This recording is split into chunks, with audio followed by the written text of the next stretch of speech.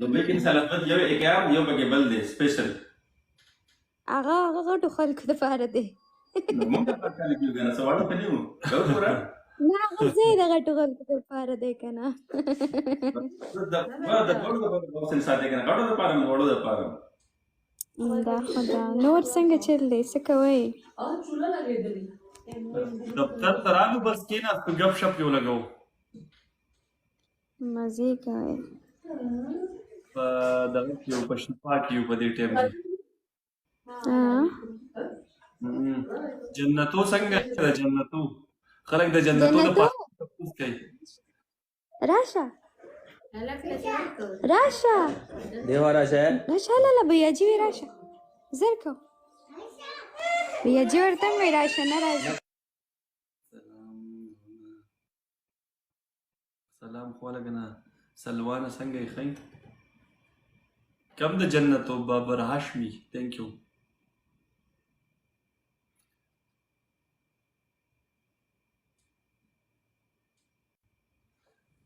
خبرې سهار مې وکړه خو بیا خوب نه راتلو د شپې لږ ویده شوی وم رالم ما یې چې یعقوب پکې وینم زه ډایرکټ نه رالم خو ته مې ونه لیدې. زه بار مستعفي ساتل ها ما درته کار زه چې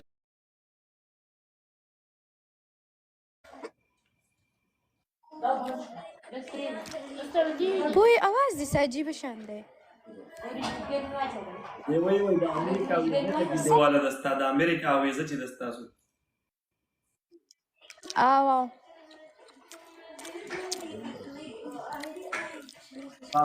ان شاء الله څنګه چاهت هم امریکې ته تللی چې دا څنګه تللی ته اوس په ګل چاهت څه کې خو ته په خپله لاړ شه.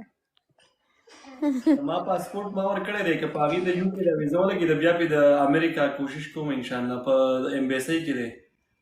اوس پته نه لګي چې لګي نه لګي هغه کاغذونه چې که نه هغه کاغذونه راغلي دي نو ما هغه پروسس کمپلیټ کړو ځکه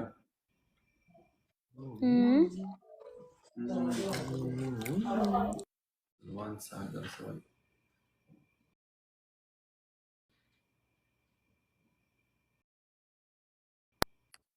هم څنګه یې ښایي لاندې د ګیلې معنی کولې وایي چې راجوت دي کوو نه نه ګیله معنا خو به ځکه کومه چې زما خو د زړه نه که نه خو ګوره ته نه دی ته ډېر بې وفا انسان یې.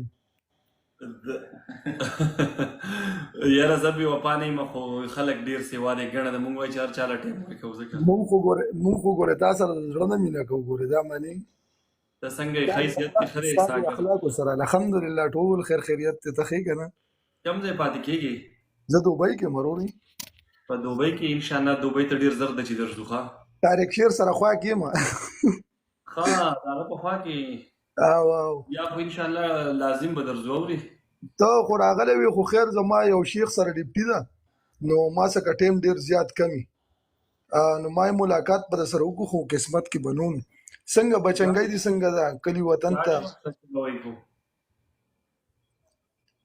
بچنګی دي ما څنګه ده الحمدلله ښه ده ته څنګه یې ښه صحت دې ښه دی که نه کور ته خلک ښه دی ټول خیر خیریت دی بس تا په شانتي موږ سره هم واړه دلته دي خیر دی ها ماشاءالله فیملی در سره ده بس دا ښه ده دلته درو ها نور ته ښې که نه څه پښتنو ته څه میسج ورکړې ورکړه بیا به بل څوک راچوت کړو بس زما خو دا میسج د ټولو پښتنو ته چې یو بل سره مینه محبت کوئ ریسپیکټ کوئ او دا کنځلې پرېږدئ او دا ګډې وډې پرېږدئ پوه شوي او یو خپل لایف انجوای کوئ سپي پسې منډې مه وهئ پوه شوي غوږ ګورئ